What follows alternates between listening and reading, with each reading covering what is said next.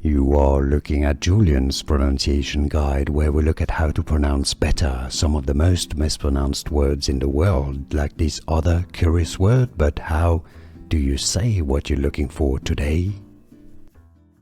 Let's learn once and for all how to pronounce the name of this famous, very famous Canadian dish. This is also how in French we write and call Vladimir Putin, but that's a different story.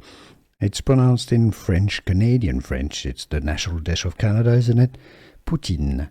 Poutine. How to pronounce French Poutine. In English, therefore, you can just say Poutine. How to pronounce Poutine.